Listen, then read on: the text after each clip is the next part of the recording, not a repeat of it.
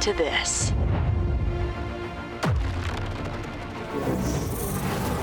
Make or break. Vitality will take them! A new era is awaiting. What was that? Make it yours. Hello and welcome back to Worlds 2021 taking place in Reykjavik, Iceland. RNG and EDG are the last hopes of the LPL, and today only one of them will make it through to the semifinals as they hit the rift for a much anticipated regional clash.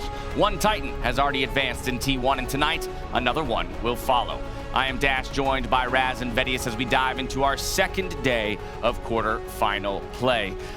We already mentioned T1 making it through. We have to talk about how they did it. It was 3-0 fashion over Hanwha Life Esports yesterday. One of the most dominant quarterfinals we've ever seen in Worlds history. It was a fast day.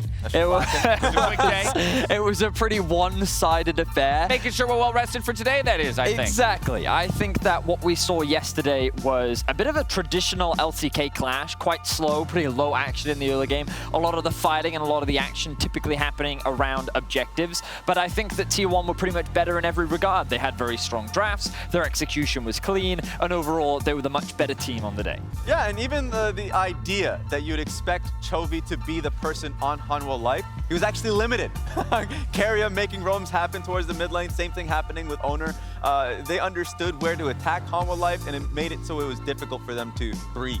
I think that the big disappointment for me was that we did see a slightly different Hanwha during the group stages. The team that did push RNG into that tiebreaker, the team that was able to make their way sitting into second seed in the group, like, I felt like that we got to see a lot more, and a lot of that was from the dominant laning from Chovy and Deft and how they then transitioned that into a strong mid game. But we didn't get to see any of that, and very little adaptation in their series against T1. The adaptation is what I wanted to talk about, because you would at least expect a second strategy. If things ain't going well the first two times, at least come back with something different the third. But it felt like they really wanted to play a more early game focused style versus T1 and fight specifically for Herald. And even if it wasn't working out, they died trying. Well, first team through, and as we saw there, they await the winner of Mad Lions versus Damwon. I think the expectation is that the undefeated team Damwon out of the group stage will lose exactly to the Mad Lions, which sets up for another amazing LCK versus EU matchup. Now,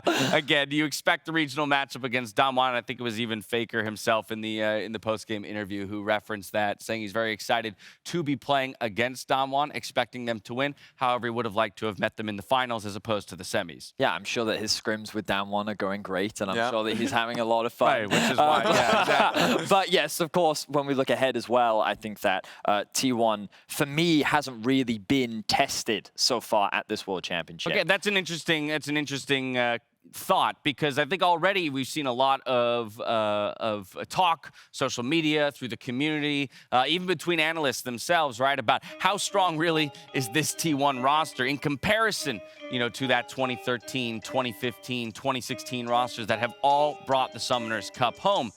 What's your thought there, Raz? Yeah, they're the most dominant team internationally, constantly going to Worlds and bringing up championships. I think they're just it's a different era, it's a different team, it's a different identity. Because in those eras, it was FLICKR is going to be the person that carries us. We're facilitating through him, oftentimes, of course, still having carry top lane to the top side of the map. But FLICKR is now the facilitator. He is moving and giving resources towards Owner, to Kana, to Gumayushi, young players, and they're the ones that are the main carries on the team. I think that this T1 roster has a lot of talented individuals, and I think that a lot of the discussion for me revolves around potential. The potential of this team is very real. And I think that even many T1 fans coming into this tournament, they were like, you know what, as long as they are able to learn and grow and get better, like, that's the most valuable thing we can have for this roster. And I think that tying in with the fact that the meta really suits how this team wants to play the game, with it being a very topside focused meta, with there being so many more carries open at the disposal of so many strong individuals. And the most important thing for this T1 is I think that they've shown a big increase in their drafting skills. We're seeing much better drafts than what we saw compared to the regular season, but I still don't think this team has been tested properly, because I think EDG is the only team that really showed any challenge. They went 1-1. We didn't get to see the tiebreaker. Yeah. Good job, 100 Thieves. Yeah. You're welcome. But I think that this T1 still needs to show me that it is that world domination roster. And for me, it's not quite there yet. I still think that there are weaknesses and ways that you can attack this team. The old SKT rosters you couldn't really do. And that's how I can tie them to all these accomplishments in the past, is if they can do it again, right? If they can start that run, because they look great, but it would have to be that new era, because you're right. Damwon is the reigning world champions. They're the team with the respected players like Showmaker and Canyon. So to be able to do that, that's when Owner and Gumayushi are the ones that need to step up. Look, it's exciting to see a powerful-looking T1 and FLICKR back on the world stage, but I do think it is important for us to pump the brakes a little bit. It's only been one quarterfinal. Let's go ahead and see, right, what other kind of competition they'll have to run into on that quest to hoist the Summoners Cup for a 4th time in the organization's history. Now, as we kind of transition towards today, we have a small surprise from our stats team. They have prepared a pop quiz with questions about Worlds, and I'm going to preface this with I haven't seen any of these either, so we are all in this together, my friend. We are all in this together. All right, EDG and RNG have the most games at Worlds of all LPL teams, but which LPL team has the best win percentage in Worlds history? So Well, after FPX's group stage, it could not be them, right? So the options are FPX, OMG, WE, and I'm going to go with OMG. I remember when were back they in at Worlds? 2013. A long time ago, my friend. But when they also Worlds? A very long 14. time ago. Yeah, 2014 Okay, too, because that was we got to lock it in. We got to move. I'm locking it in. we got to move? Okay, he's got I'm OMG. going Suning. Really, even after they dropped down? Actually, you know what? I like it because they just dropped in. Yeah, okay, Suning. I'm going Suning. Yeah, damn it. What was C? It was C? Team WE? Team WE? With 68% win percentage? Wait, that was actually even still feels low. Weren't they only at Worlds The highest. once? That was 2017, Yeah, right? yeah. They were in No, they have only been. 2012, Oh, and they made 2017. semis, All right, man. next question. Well, And they're in Suning, play-ins. right? It's the play-ins. Okay, here we go. Which of these champions has the highest damage per minute in Worlds 2021 groups and knockouts? Is it Jin, Camille, Yumi, or Viego? Well, it's not Yumi. I'm going Jin. It's an I 80 think carry. it's Jin. I think it's Jin. It's an 80 carry. I'm Yeah. locking in A. There it is. I'm going to go with you guys. Yeah. And the answer is Camille, in fact. Ah, no. So- We should have picked the broken champion, bro. Wait, We should've really? picked- That's the highest damage? I mean, I guess only 341? I'm a little surprised I by would have that. thought Ezreal would have much Right. higher or something. Yeah. Yeah. I mean, it's of those four Damn, champions. stats, got the you're highest. sneaky. Okay, Yeah, Sneaky, okay. okay. So we're 0 for 2.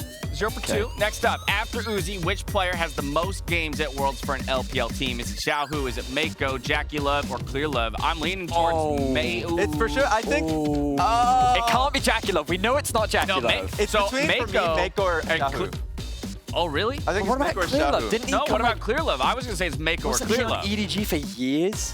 Yes, he was. We got to lock in answers. Who are you going with, Oh, Raz? God. Xiaohu. I'm going Xiaohu? Mako. I'm You're going going Mako? Mako. I think it's Mako, too. He's been such a long-standing member of EDG. We're going Yes! Well, I don't hear the answers. Well, I don't get told. The reverse sweep is possible. It's Xiaohu. Wow, that's a lot of games. Well, you know what?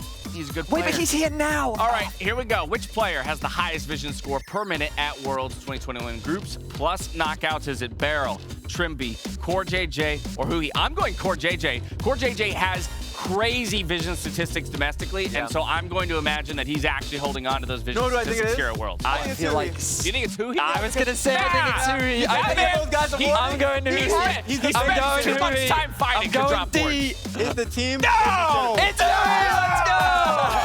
3.18 vision score per minute is actually nutty. Okay, I final got 1 question. point. What's the average another one, amount okay. of Gore drinkers purchased per games at World Knockouts? 1.77, It's 2.55, 2.79, or 3.15? Wait, per 2.55 game. Per game. Oh. Average Gore drinkers per Wait, game. but normally there's like 2 on one side and 1 Right, or 2 so on that's the why I'm other. going 2.55. It's got to be 2.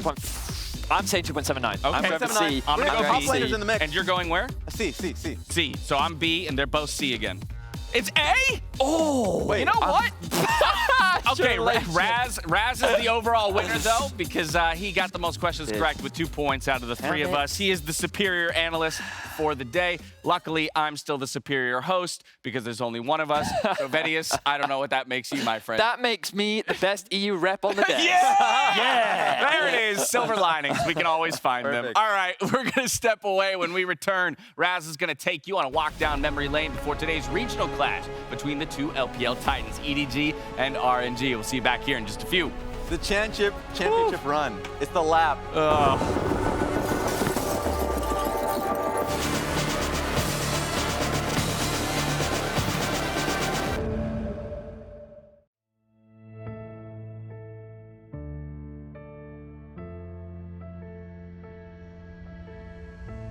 This ain't where the legends come from. You know what a hero looks like. Pretty little flower, won't you sit back down and go play nice? So keep talking, keep laughing. One day you wish you hadn't. Other people on fire, fire. Maybe it's time they meet their dragon. If you're gonna hold me down, you're not gonna let me into your castle walls. None of you can keep them. 'Cause if I gotta burn it all down, burn it all down. My oh my, look at who ends up bigger this time. And if I gotta break it all down, then let's break it all down. Bye, playing with fire, and we'll burn it all down. This is where the bruises come from. This is when the game gets ugly. These blood, sweat, tears keep running. Licking my plate 'cause I'm so hungry. Keep talking, keep laughing. One day you'll see what happens. Other people on fire, fire. It's about time they meet their dragon. If you're gonna hold me down, you're not gonna let me into your castle walls. None of you can keep them. 'Cause if I gotta burn it all down, then we'll burn it all down. My oh my, look at who ends up bigger this time. And if I gotta break it all down, then let's break it all down. Bye, playing with fire, and we'll burn it all down. It starts right now. Baby, you're surrounded. Put your money where your mouth is. Bury your doubts under the ground. Then they're gonna watch you step over the ashes. Right now I'm taking my turn with the matches. 'Cause if I gotta burn it all down, then we'll burn it all.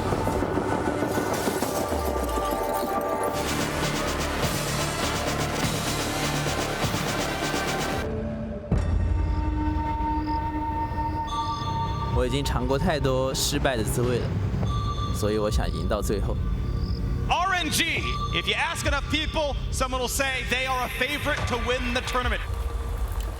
我觉得世界赛的话，我们比 RNG 准备的更好，所以我们会赢。 A lot of people doubting EDG despite the fact that they were the LPL champions. 我感觉这次跟之前打的感觉不一样吧。我们的目标只有一个，全球总决赛冠军。我们了解 EDG， 我们知道他们的弱点。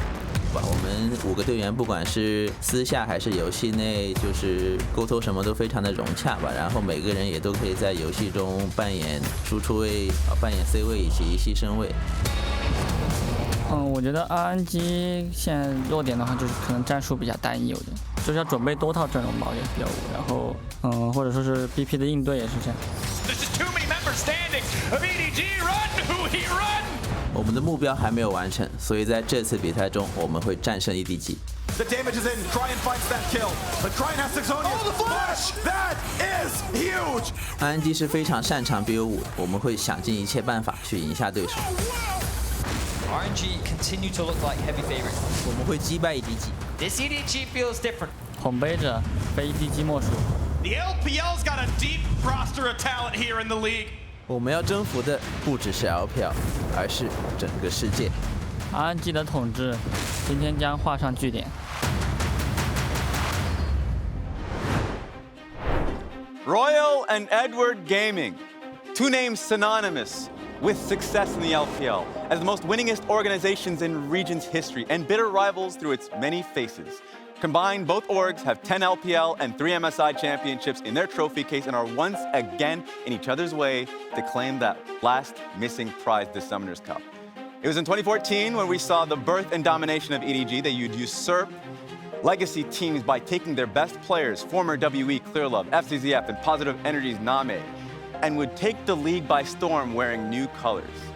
Playoffs were no contest, going as far as forcing an FF vote from OMG in the grand final of all things. But it was in the world's quarterfinals in Busan that upended it all when taking on a rising Starhorn Royal Club led by Uzi. The favorites and first seed would fall in 5 games to Royal after a dramatic back and forth, and EDG's chances at World's glory would stop there, while Royal would be the team to stand against Samsung White in those World Finals. And since then, EDG and RNG would often clash, top spot in the region, facing off in 7 different occasions in the playoffs and 4 different times in the LPL finals, each time more memorable than the last, and some of the greatest moments happen in those matches, from Scout's legendary performance in summer 2017 reverse sweeping a hungry RNG to Uzi lifting his very first LPL championship the very next year, starting that golden road. And while legends like Uzi and Clearlove sort of moved on, new captains in Ming and Xiaohu on one side and Mako and Scout on the other would carry the mantle to a new era, flanked with young killers like Wei, Gala, Jeje, and Viper, ready to stand out and create their own chapter to this story, back where it all started, and this time to win it all. Whew. Well, thank you very much, Raz, for that little walk down memory lane. A historic rivalry between these two squads. As you mentioned, they have met tens, hundreds of times even at this point, right? And that's just when it comes to those high pressure moments. But while these two teams and organizations might be very familiar with each other, I think it's important for us to familiarize our audience with who these two teams are, their play styles, and what we can expect out of them when it comes to stepping onto the world stage this time around. And so, Vedius, I will turn to you, and let's start with EDG. When I say EDG, what do you think of? Yeah, they're synonymous with the bot lane. They currently have the best bot lane in the world, or at least to the eyes of many fans, and I think that that is very well deserved. Viper and Mako are very impressive when it comes to the 2v2, and even more impressive when it comes to the team fight. And this is a team that typically likes to enable them, especially when we look at the current meta. Often you'll see flanger on champions like the Graves, self-sufficient, very reliant on playing for themselves and building their own leads. Meanwhile, they have a strong mid jungle that will then use their prio to move to the bot side of the map to really enable this duo and then play through them in the team fights later on. Yeah, and it's interesting because for me, it's around that individual talent that makes EDG who they are. Jeje, a person on that Lee Sin, like, when I was starting to see Lee Sin first picks consistently, I was like, that's going to be working out very well for him. We saw when they went up against 100 Thieves, I think it was, where he was able to get off great ward hop kicks, right? So it's the fact that you're right. He gets those advantages, goes straight towards bot lane that will naturally win out in those 2v2s. That makes EDG so successful. Well, if we talk about EDG on the bot side of the map, I think it's only natural that when you flip over to the RNG side of the map, you're looking at the top lane. Former mid laner, now top laner, and still one of the best in the world in Xiaohu. He is very impressive. One of the best role swaps I think that we have seen, especially coming off the back of an MSI trophy as well. Xiaohu is a very versatile top laner, typically preferring carries, and usually he gets a lot of resources from his team. Often they will set him up for success in the early game by leveraging tower dives, and what they've shown multiple times is that even if you attack Xiaohu, the moment that his wave is bouncing back, guess what? What you've actually done is set up a stacked wave for RNG to now set up a dive onto your top laner again. They are relentless in making sure that he gets resources to be a carry for RNG in the top side of the map. And that's the most surprising thing. If you expect someone to be in an auto-fill position at the beginning of the year, I was like, okay, put him on like more simpler champions. But he just is picking volatile lanes because he's confident in the 1v1. And so when we're talking about top-side focused meta, he's doing it on the Lucian. We saw a little bit of the Syndra. He's just insane. Well, I think it's cool too, right, to call out, because in a number of ways he did stay true to his identity as a mid laner and just transitioned it up into the top. Makes a bunch of people question how the top lane should really be played. But Vedius, you mentioned resources, and when it comes to resources dedicated to Xiaohu and his lane, is this man right here on the other side of the screen, Wei, who's usually the one giving it to him. Exactly that, Dash. I think that Wei is really impressive and often doesn't really get the credit that I think that he deserves, because as a jungler, he is very smart, he is mechanically very strong, and I think that every single game you can see how aware he is of what's going on the map and what he can use to set his team up for advantages. And we talked about those waves. It's really funny to me how, like, he has to be on the bot side of the map. Xiaohu's just been killed, and you know that they're communicating, hey, on the next stacked wave, we can dive top. Cryan, you need to push in mid, let's get this set up. And the way in which he utilizes plays around his waves and then uses that to get Xiaohu ahead is just super impressive. So I think that that top jungle duo in particular is really the core essence of what makes RNG so strong in the early game. And especially if Wei's looking across towards JJ, I would say Wei is just the more consistent jungler throughout the 100%. year even. Like in MSI, he was a standout, right? It was Wei and Canyon, and it was those two junglers that were at the top. And now we're still seeing Wei, you know, above a lot of the rest of the junglers. So it's interesting to see that it's going to be him and Xiaohu that are the duo topside. Well, and if we're going to talk resources, why stop there? Let's hop on down to the mid lane, where you're going to find Cryan, right? One of the best TF players in the world. More than happy to lend those resources as well towards the top side of the map. And so when it comes to Cryan, we have to be honest, not the strongest mid laner at the World Championship, right? We know it's true. Like, we know a couple other LPL mids have not had the best tournament so far,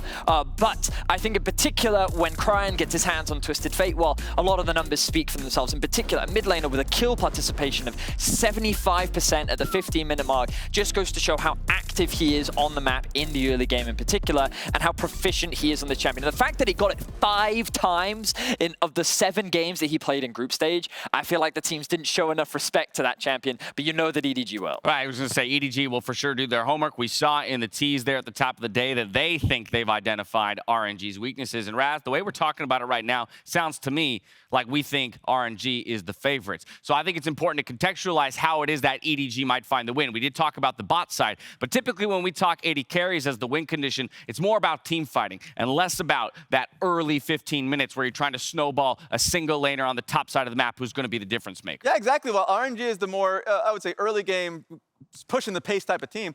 EDG is the one that slows the pace down and plays it by the book, I feel like. Because if you have the strongest bot lane in the world, then you understand, okay, if you're pushing pressure towards bots out of the map, give them 10 CS deficit by pushing the enemy bot lane away. These type of things they do pretty consistently. And also they just have, as I already mentioned, talented players. We already talked about Scout a little bit as a player. I think it's a great meta for him with LeBlanc in the mix. You need that time, you need that gold to get the ADC scaling to a point of power in the mid to late game. With EDG playing around their strong bot lane, let's go ahead and take a moment to highlight our featured matchup presented by Mercedes-Benz. Viper and Mako versus Gala and Ming.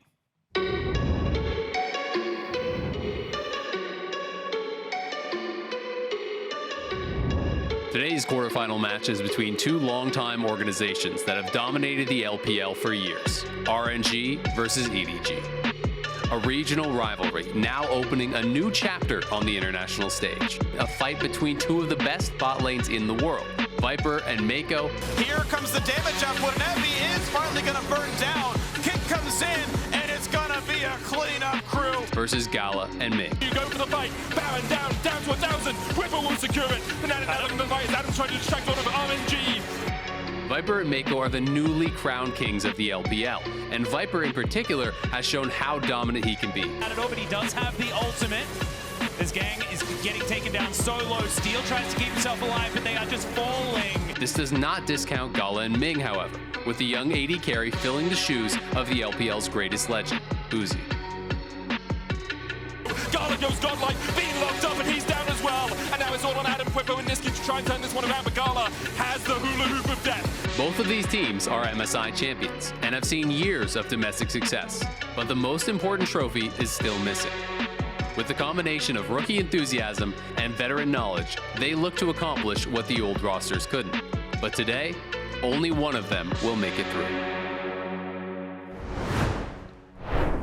The two strongest bot lanes in the LPL go head-to-head today, but only one of them will emerge victorious in that quest, as Azael said, for the trophy that has eluded both of these teams for so long. We already called Viper and Mako possibly the best, if not the best, bot lane in the world. And so the question becomes for Gala and Ming, how much do they really need to do in order to handle that kind of pressure? Well, I think what's really interesting about Gala is that is he considered the most lane dominant? No. Is he someone that gets a lot of resources? No. Does that mean that he's useless or a weak point? No, it doesn't. I think you only have to look back at MSI earlier in this year to realize what Gala does for his team and how much of a hyper carry he definitely can be.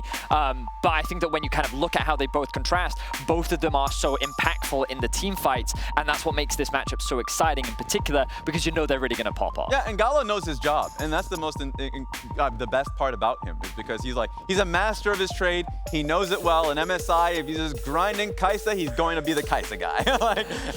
and if it's Ziggs during the regular season, playing it, of course, during Worlds as well, he's playing a whole lot of Ziggs. And right now, it's Misfortune. And he's the type of person, when he gets the team fight, he's going to do his job.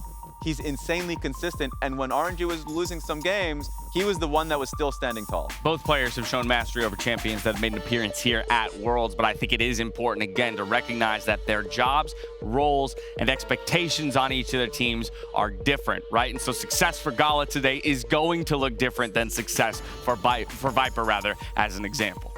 Yeah, but what I think is really interesting is that when we think about the ways in which EDG have lost in this tournament, one of the most reliable ways is to actually attack that bot lane 2 versus 2. So I do wonder whether or not RNG will shift up their style in today's quarterfinal. All right, well, Viper and Mako is perhaps the strongest bot lane duo in the world, but Vedius here is going to look at how RNG can shut them down in Neighborhood Tactics, presented by State Farm. Welcome, everyone. I am here to talk a little bit about how EDG ended up losing during the group stages and how RNG could potentially leverage this to get themselves a big advantage. So let's start by talking about EDG's draft in their loss versus T1. Now, the first thing that you will notice on the bottom of your screen is that they've drafted themselves a Misfortune and a Yuumi in the bot lane. This typically does not get much prio against things like the Aphelios Lulu lane, which already, when you want to set up your bot lane for success, this is not the easiest way to do that. On top of that, they're running a Jace along with the Ryze and the Talon. And you think, okay, on paper, this draft looks good. They have a strong top side. They have pretty good scaling. But playing into a stronger teamfight comp that can better match on sides and how a Poppy can mitigate your engage with a lot of your playmakers, you suddenly realize that EDG find themselves in a bit of a draft hole with very narrow win conditions. We then move into the game versus EDG, and we see a very similar pattern. When you kind of look at what they drafted for themselves, once again, you see, oh, okay, this time, sure, they do actually have a pushing bot lane, but they're playing up against a Lucian army, a very lethal bot lane that could very well cause problems for them. They also have a very strong mid jungle that they want to try and leverage to play towards the bot side of the map, but a lot of this whole composition revolves around getting this bot lane ahead. So what happens if you shut it down? Well, EDG suddenly run out of win conditions. So let's have a look at exactly how 100 Thieves did that and why things fell apart for EDG. Because in this first clip, what you'll realize as I bring up the mini-map is that, okay, so they have push in mid, with, thanks to, there you go, the arrow that I was looking for, thanks to Scout, and they also have teleport available on their Syndra. So if any problems occur, they'll be able to join. They also have good vision control, so they have information on where Closer is, and their jungler is nearby. So they can afford to push, and they can create some pressure in this lane. But 100 Thieves recognize that this is the main win condition for EDG in this composition, so they have to attack it. So Closer leveraging the shroud that he can make thanks to Viego. He's threatening Viper and Maker, who just want to push out this wave so that they can look to reset. With the jungler joining up, they think that they're safe to walk up,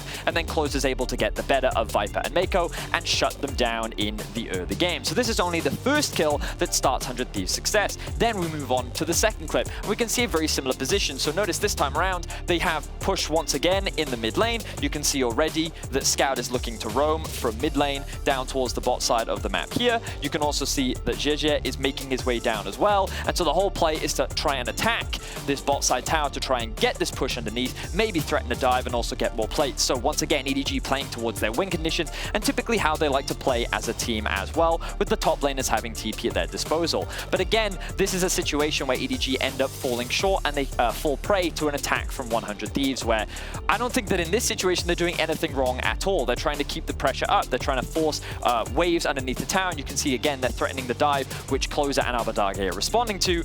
And then as they try to push in another wave, they don't respect the realm warp. Their bot lane gets attacked once again, and they end up dying. And what you're seeing here is that when teams successfully can shut down the EDG bot lane, when they can limit Viper and Mako's impact in the early game, there are ways in which you can attack this EDG roster and actually prevent them from having the impact that they typically have on many of their games. All right, so we've seen now what success looks like against the EDG bot lane. The question is whether or not RNG can follow that blueprint, make it happen, or if, again, they find their own recipe for success. We're narrowing in towards that best of 5 for our second quarterfinal, and I do want to get your guys' thoughts on who's going to take it. But first, I'm going to turn to the fans and see what our fans voted in our MasterCard fan predictions. Now, you can head to @MasterCard Nexus on Twitter to vote for future matchups, but for now, here's what everyone at home thought about RNG versus EDG. It's an EDG favor by 54%. So a very narrow vote, a very narrow margin, actually, for the fans at home. Yeah, I think it makes sense because a lot of people will have remembered RNG hoisting the MSI championship. So even though summer split